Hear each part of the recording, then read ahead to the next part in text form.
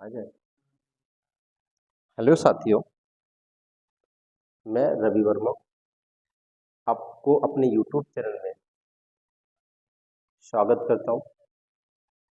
इससे पहले हम लोग क्लास 12th की फिजिक्स पढ़ रहे थे और उसमें हम लोग कूलॉम्स के नियम क्या था याद नहीं आ रहा है। कूलॉम के नियम का सदिश रूप पढ़ रहे थे। ठीक है साथियों, तो कूलॉम्स के नियम का जब हम सदिश रूप पढ़ रहे थे उसमें मेरी वॉइस कुछ देर के लिए बंद हो गई थी, तो मैं उससे आगे थोड़ा आपको स्टार्ट करूंगा ताकि वो बातें आपको समझ आ जाए। तो हम कहाँ थे, मैं आपको दो इक्वेशन लेके समझाता हूँ। पहली इक्वेशन मेरी ये रही, Q1 Q2 बटा आर क्यूब, इसको हम वेक्टर F1 कहते हैं, F12 कहें, इसको 1 2 वेक्टर था ये। एक इक्वेशन मेरी ये रही, इसको हमने फर्स्ट इक्वेशन दिया था। ठीक है, दूसरी इक्वेशन मेरी हल करने पर ये आई थी, वेक्टर F21 बराबर आई थी 1/4 Q1 Q2 बटे आर क्यूब। अगर इसी तरह के हल करें तो ये आएगी आपकी, यहाँ आ जाएगी 1 2 का वेक्टर। अब ये क्वेश्चन सेकंड रहा होगा आपको उसमें। ठीक है साथियों, तो समीकरण 1 और 2 में हम लोग देखें तो ये वैल्यू और ये वैल्यू आपस में बराबर दिख रही है आप लोगों को। अर्थात हम कह सके यहाँ से, आप बताइए, चूंकि वेक्टर Q1 बराबर वेक्टर R12 भी बराबर है, लेकिन फर्क सिर्फ इतना है कि यहाँ पे माइनस साइन है। ये मतलब ये दोनों तो बराबर तो है, कहने का मतलब है, लेकिन डायरेक्शंस दोनों के विपरीत है। अगर डायरेक्शंस की बात करेंगे तो अब हम कह सकते हैं कि जो फोर्स लग रहा है वो भी आपस में बराबर है, बट डायरेक्शंस विपरीत है।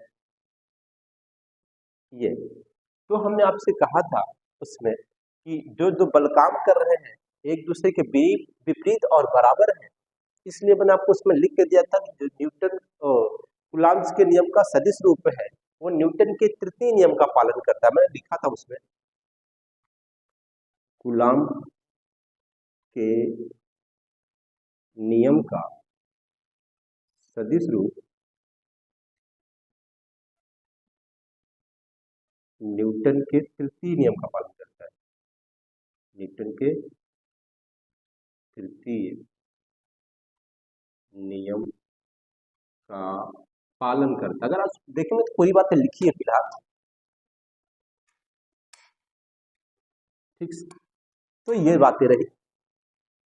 उम्मीद है पिछला वाला वीडियो जो आपको जहां से वॉइस रुक गई थी ये बातें समझ आई साथियों। इसके बाद हम लोग नेक्स्ट टॉपिक्स आज हम लोग पढ़ेंगे, और उसमें जो हम लोगों का पहला टॉपिक्स है जो पढ़ेंगे हम लोग वो है वैद्युत क्षेत्र, अर्थात इलेक्ट्रिक फील्ड किसे कहते हैं वो जानेंगे हम लोग। तो मेरा आज पहला टॉपिक्स है वैद्युत क्षेत्र। क्या है वैद्युत क्षेत्र? अंग्रेजी में कहे तो इलेक्ट्रिक फील्ड।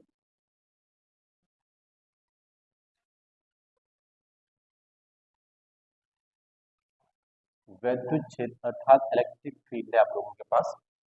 अब जो हम लोग के वैद्युत क्षेत्र है कहते किसे हैं, तो हम लोग डिफाइन करते बहुत आसान है कि किसी आवेश के चारों ओर का वह क्षेत्र जहां पर कोई अन्य आवेश आकर्षण अथवा प्रतिकर्षण बल का अनुभव करता है, उस क्षेत्र को हम लोग वैद्युत क्षेत्र कहा करते हैं। सॉरी, हाँ ठीक है, वैद्युत क्षेत्र कहते हैं। तो हम लिख सकते हैं किसी आवेश के चारों ओर का वह क्षेत्र, किसी आवेश के चारों ओर का वह क्षेत्र जहां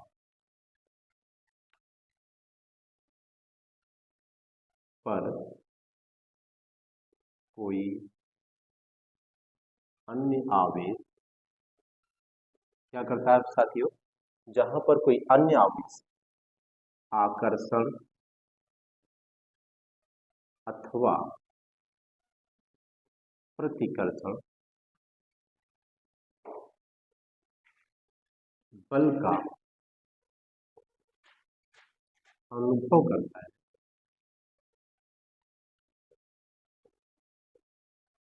उस क्षेत्र को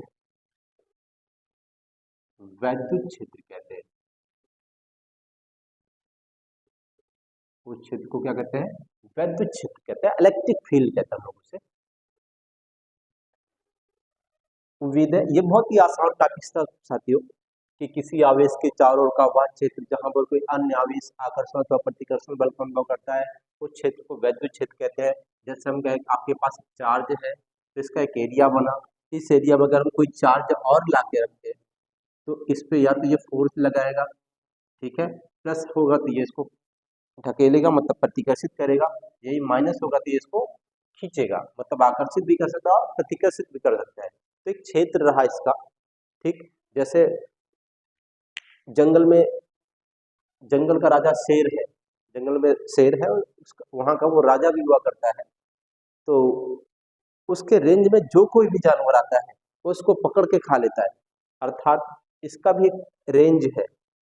फिर वो चाहे इंसान ही क्यों न जाए, उसके रेंज में अगर गए तो झपट्टा मारेगा और आपको अपने अंदर समाहित करेगा। फिर साथियों नेक्स्ट टॉपिक हम लोग पढ़ेंगे वो है हम लोगों का वैद्युत बल रेखाएं।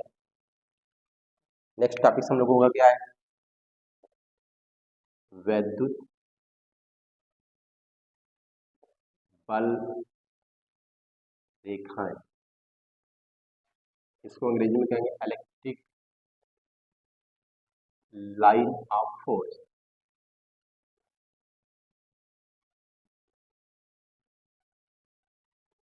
इलेक्ट्रिक लाइन ऑफ फोर्स, वैद्युत बल रेखाएं। जैसे हम कहें कि अगर आपके पास चार्ज है और इस चार्ज की वजह से ये बहुत सारी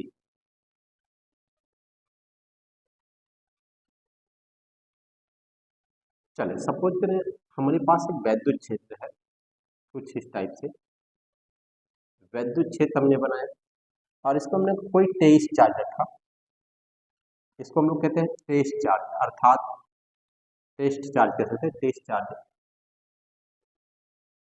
अर्थात हम कहें तो धन परीक्षण आवेश कहते हैं अंग्रेजी में, हिंदी में इसको हिंदी में कहते हैं धन परीक्षण आवेश। क्या कहते हैं? धन परीक्षण आवेश। ये जो टेस्ट चार्ज है इसकी वैल्यू बहुत ही कम है, मतलब इसकी वजह से इस पर कोई फोर्स काम नहीं करेगा। एग्जाम्पल दो, जैसे मैं हूं और एक चींटी हो, तो मेरे होने से चींटी पर बहुत प्रभाव हो सकते हैं, लेकिन चींटी के होने से मेरे पर कोई प्रभाव नहीं हो सकता है। इसी टाइप से इस चार्ज के होने से इस पर तो इफेक्ट रहेगा, बट इसके होने से इस पर कोई इफेक्ट नहीं है, मतलब हम इसे केवल टेस्ट चार्ज के रूप में यूज करते हैं। तो मेरी बात समझ आ रही है? कहने का मतलब ये है कि ये सिर्फ इतना शो करेगा, तो इतना दिखाएगा कि बल किस दिशा में लग रहा है।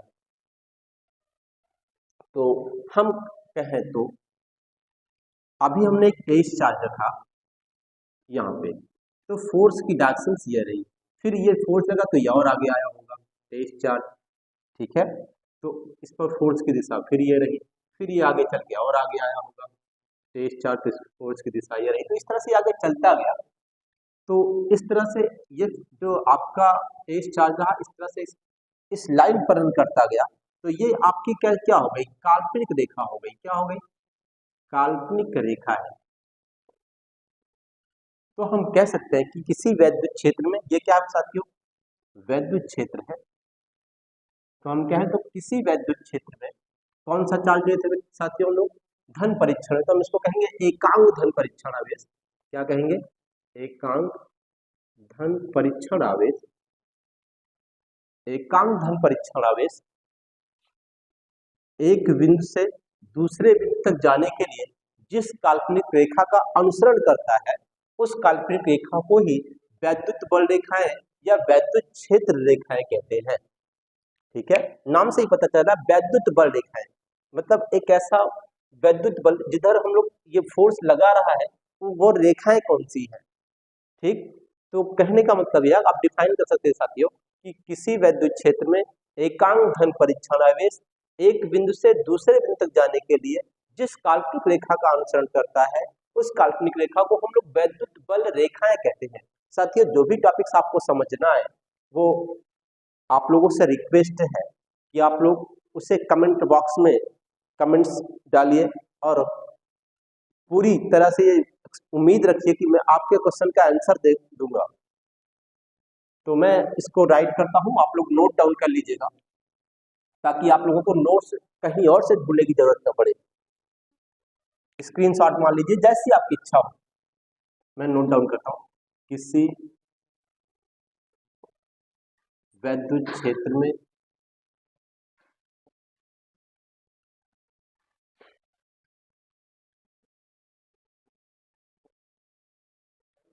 किसी वैद्युत क्षेत्र में आगे चले तो एकांक धन परीक्षण आवेश एकांक धन परीक्षण आवेश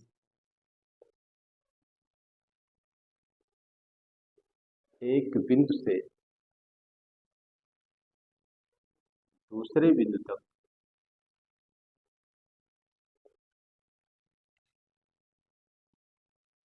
जाने के लिए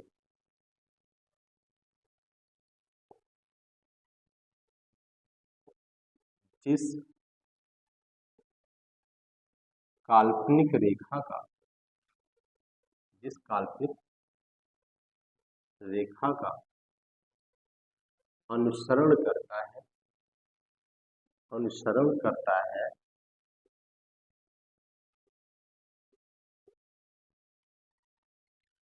उसी काल्पनिक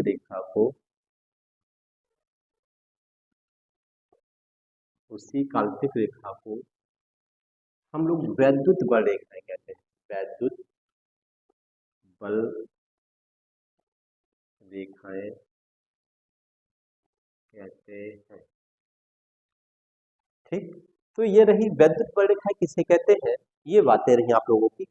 फिलहाल साथियों मैंने आपको बताया कि किसी वैद्युत क्षेत्र में एकांक धन परीक्षण आवेश एक बिंदु से दूसरे बिंदु तक जाने के लिए जिस काल्पनिक रेखा का अनुसरण करता है उसी काल्पनिक रेखा को हम लोग वैद्युत बल रेखाएं कहते हैं।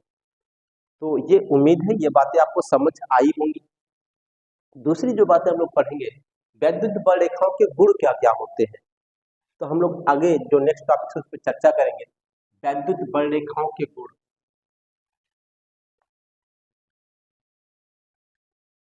किस पे चर्चा करेंगे साथियों, वैद्युत बल रेखाओं के गुण। वैद्युत बल रेखाओं के गुण, properties of electric line of force. ठीक, तो हम लोग चर्चा करते हैं वैद्युत बल रेखाओं के गुण पर। सबसे पहली चीज है साथियों कि जो वैद्युत बल रेखाएं हैं वो हम लोग इस पे लिखे कि वैद्युत बल रेखाओं के गुण निम्नलिखित है। उसमें आप लोग पहली बात लिखिएगा कि जो ये बल रेखाएं हैं, जैसे ये प्लस चार्ज है, अगर ये, चलिए स्टार से बात करता हूँ, इसको नोट नहीं करना, मैं आपको समझाने का प्रयास करता हूँ। ये प्लस चार्ज है या आवेश रख के चेक कर देता हूँ, रख देता हूँ, ये प्लस चार्ज है हम लोगों के पास। अब प्लस चार्ज एकल आवेश होता है, एकल बिंदु आवेश कह सकते हैं इसको हम लोग, अकेला बिंदु आवेश है ये। तो जो अब एकल बिंदु आवेश है इस पर जो वैद्युत बल रेखाएं होती है वो अनंत से, मतलब इससे वैद्युत बल रेखा निकलकर अनंत तक जाती है। कहने का मतलब ये है कि यहाँ से वैद्युत बल रेखा निकलकर अनंत की ओर जाती है या अनंत तक जाती है, जो भी कहें हम लोग।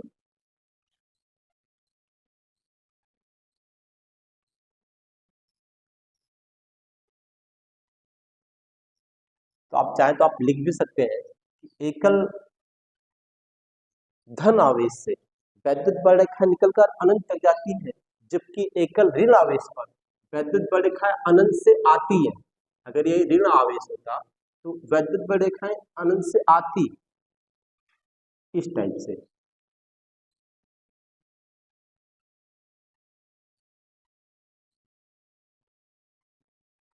ऐसा क्यों होता साथियों? ऐसा क्यों हो रहा है कि इस पर आ रही है, इससे निकल रही है?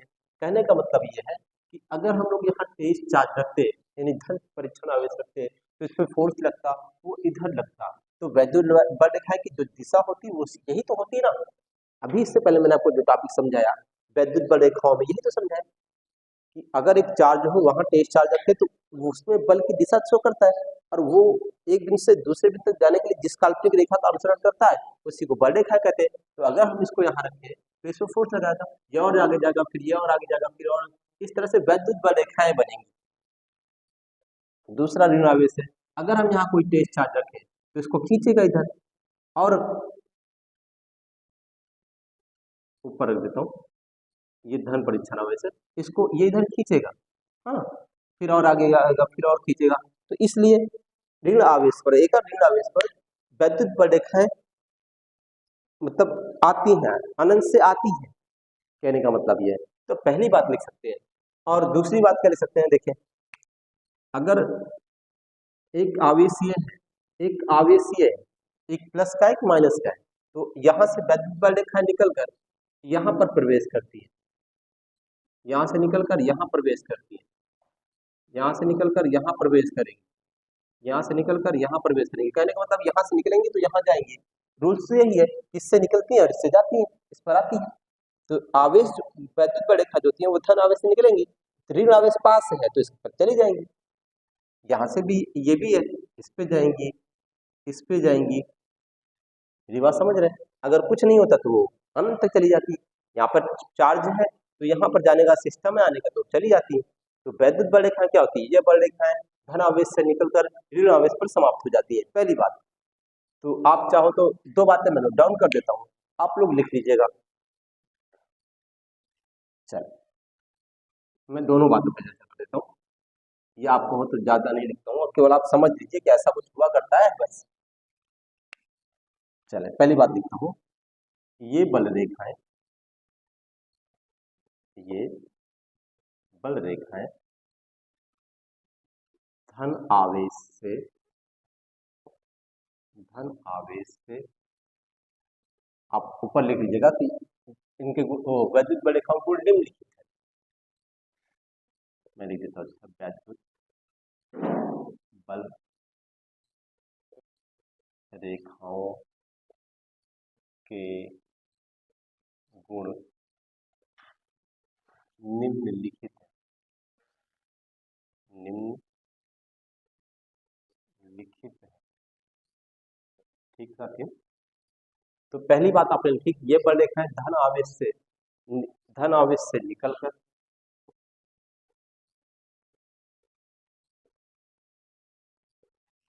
ऋण आवेश पर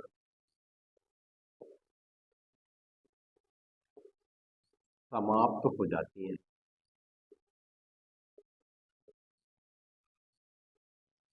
ठीक, पहली बात रही।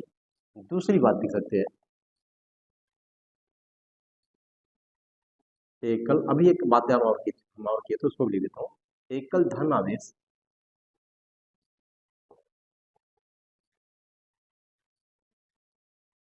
से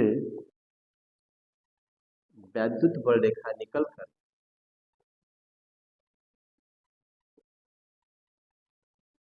एकल धन आवेश से वैद्युत बल रेखाएं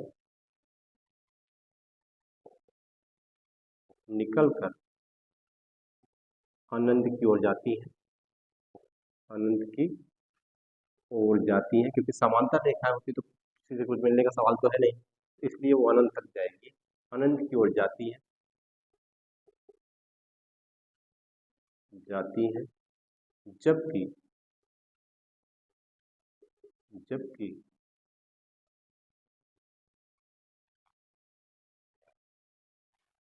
एकल ऋण आवेश से, एकल ऋण आवेश से ऋण आवेश पर वैद्युत बल रेखाएं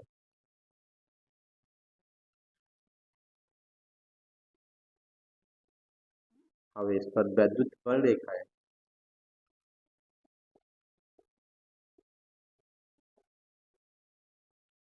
अनंत की ओर से आती है, ओर से आती है। ये दो बातें रही वैद्युत बल रेखाओं के गुण में। और तीसरी बात चर्चा करेंगे, लेकिन कुछ समझने के बाद पहले तीसरी बात पर अगर हम चर्चा करें तो मैं कह दूंगा आपसे कि आप सपोज करो ये आपकी वैद्युत बल रेखा कुछ इस तरह से चल रही है।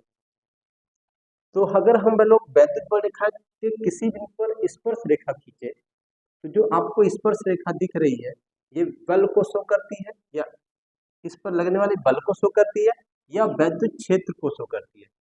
दो बातें, चाहे बल को शो करे। पहली बात ये समझ लें कि जो बल की दिशा होगी इस समय इस पर लगने वाली, वही वैद्युत क्षेत्र की भी दिशा होगी। ठीक है, तो चलो हम बल की दिशा को शो करते हैं। इसकी दिशा ये दिख रही है। अगर इस बिंदु पर चर्चा करें तो इस बल की दिशा ये शो कर रही है। अगर इस बिंदु की पर चर्चा करें तो बल की दिशा ये शो कर रही है। अगर इस बिंदु पर चर्चा करें तो बल की दिशा ये शो हो रही है। अगर इस पर चर्चा करें तो बल की दिशा ये शो हो रही है।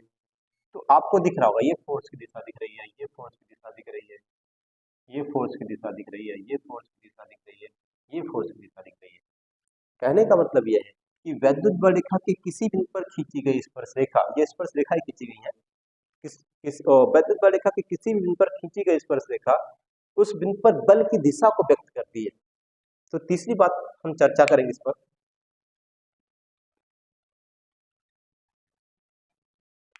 तीसरी बात यह कहती है कि अगर वैद्युत बल रेखा है और अगर उस पर हम स्पर्श रेखा खींचे तो वो क्या शो करेगी, उस बिंदु पर बल की दिशा व्यक्त करती है। आप लिख लें, वैद्युत बल रेखा के वैद्युत बल रेखा के किसी बिंदु पर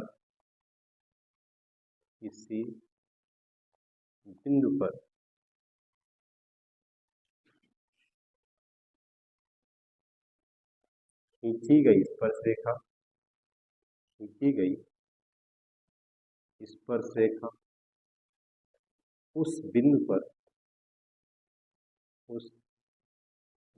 पर बल की दिशा व्यक्त करती है, बल की दिशा व्यक्त करती है। तो ये तीन बातें हो गई। एक और बात पे हम चर्चा करते हैं, लेकिन पहले आप समझ लीजिए फिर उस पर चर्चा करेंगे। तो इसको मैं इरेज कर देता हूँ, आप लोग चाहे तो स्क्रीनशॉट मारिए या वीडियो को रोक करके इसको नोट डाउन करिए।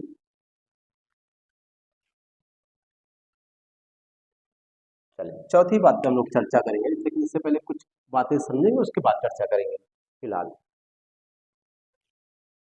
अब चौथी बात ये कहता है कि दो बल रेखाएं या दो वैद्युत बल रेखाएं एक दूसरे को काट नहीं सकती इस तरीके से, क्योंकि कटान बिंदु पर ये बल की दो दिशाओं को व्यक्त करती हैं, जो कि असंभव है या संभव नहीं है। जैसे हम कहें इस पर एक स्पर्श रेखा इस इधर खींचेंगे, एक स्पर्श रेखा इसके समांतर खींचेंगे, एक फोर्स ये हुई, एक फोर्स ये हुई। ठीक, कहने का मतलब ये है कि अगर हम एक एरिया बनाए, एक क्षेत्र बनाए, तो अगर एक चार्ज ले, ठीक है, तो इस पर फोर्स की जो दिशाएं नहीं हो सकती है, पॉसिबल ही नहीं है। इसको और थोड़ा अच्छे से जानने के लिए इसको और थोड़ा आगे समझने का प्रयास आप करिएगा। फिलहाल अगर समझ ना आ रहा हो तो आगे पढ़ते जाइए, सारी बातें समझ आएगी। चले, तो कहने का मतलब ये है कि दो बल रेखाएं एक दूसरे को काट नहीं सकती, एक दूसरे को काट नहीं सकती, क्योंकि कटान बिंदु पर, कटान बिंदु पर ये बल की दो दिशाओं को व्यक्त करेगा, दिशाओं को व्यक्त करता है, जो कि असंभव है। ये चार बातें होंगी हम लोगों की, दो और बातें समझनी है तो और बहुत सारी बातें, लेकिन हम दो बातों पे और चर्चा करेंगे बस, 5 और 6। मैं आपको समझाने का प्रयास करता हूँ साथियों। सजातीय आवेश अपनी लंबाई की लंबवत दिशा में एक दूसरे से दूर हटने का प्रयास करती हैं, या ये बल रेखाएं कहें हम लोग, या तो ये कहें ये बल रेखाएं एक दूसरे से, एक दूसरे के लंबवत एक दूसरे के एक मिनट,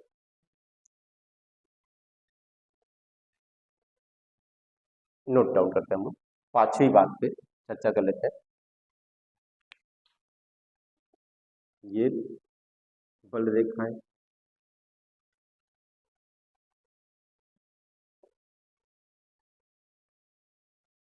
अपनी लंबाई की लंबवत दिशा में,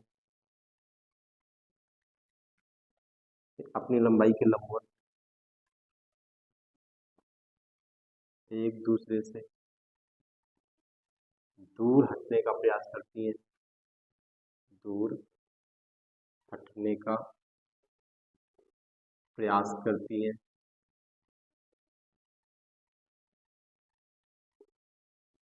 इसी कारण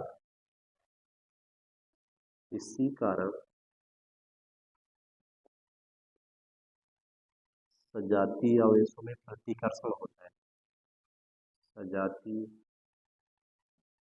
आवेशों में प्रतिकर्षण होता है, प्रतिकर्षण होता है। ठीक साथियों, तो ये बल रेखाएं अपनी लंबाई की लंबवत दिशा में, लंबाई की लंबवत दिशा में लिख दीजिएगा,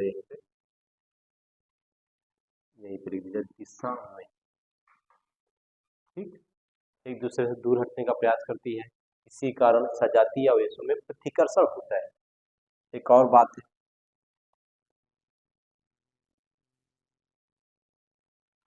छठी बात हम लोग चर्चा करेंगे। ठीक है साथियों, तो जब हम छठी बात पे चर्चा करते हैं तो वो कर लेते हैं, ये बल रेखाएं अपनी लंबाई की लंबवत दिशा में सिकोड़ने का प्रयास करती है, ठीक है, इसी कारण विजातीय आवेशों में आकर्षण होता है। तो हम कह सकते हैं ये बल रेखाएं, यहाँ पे भी रेखाएं लिखी है,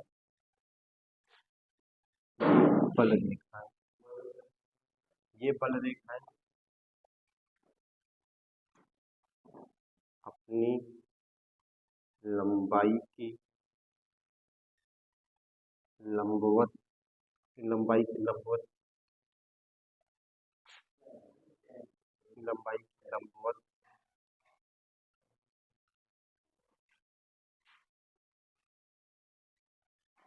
लंबवत सिकुड़ने का प्रयास करती है, सिकुड़ने का प्रयास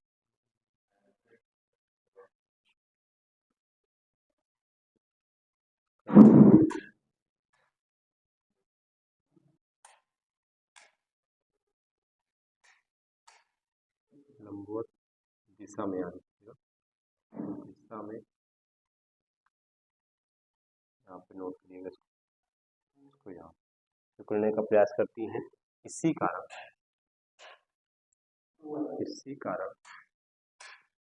विजातीय आवेशों में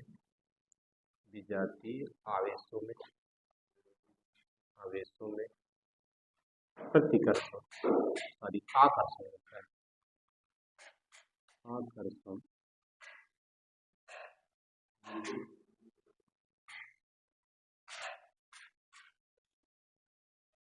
ठीक साथियों, तो ये 5-6 बातें हो गई हम लोगों की जो वैद्युत बलेखाओं के गुण में हम लोगों ने सीखी। तो मैं इन 2 बातों को आपको और समझाने का प्रयास करता हूँ फिर से।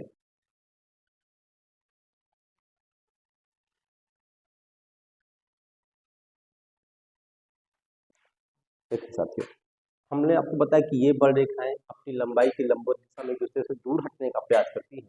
इसी कारण इसमें प्रतिकर्षण होता है। कहने का मतलब ये है कि अगर हम एक प्लस यहाँ रखें, एक प्लस यहाँ रखें, यहाँ से भी बल रेखाएं निकलेंगी, ठीक है, इस तरीके से, इस तरीके से यहाँ से भी निकलेंगे, इस तरीके से यहाँ से भी निकलेंगे, यहाँ से भी निकलेंगे, और आगे जब ये जाएंगी तो ये बल रेखाएं दूसरे से कटने लगेंगी, जो कि ऐसा होना पॉसिबल नहीं है। जब ऐसी ऐसी घटना घटित होती है तो ये चार्ज फिर पीछे हटने का प्रयास करते हैं, दूर हटने का प्रयास करते हैं।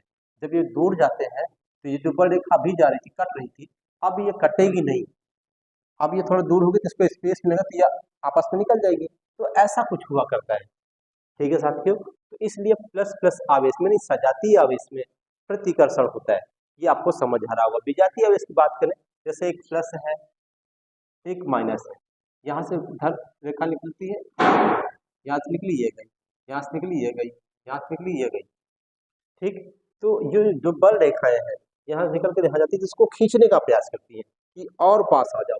इसलिए इसमें क्या होता है आकर्षण हुआ करता है। तो हमने आपको बताया कि ये लंबाई की दिशा में सिकुड़ने का प्रयास करती है, इसकी वजह से इसमें आकर्षण होता है। ये दूर हटने का प्रयास करती है, इसलिए इसमें प्रतिकर्षण होता है। धन्यवाद साथियों, आज जो टॉपिक्स मैंने आपको पढ़ाया समझ आया होगा। तो आज के लिए इतना ही। नेक्स्ट डे नेक्स्ट टॉपिक्स लेकर हम दोबारा मिलेंगे। तब तक के लिए नमस्कार।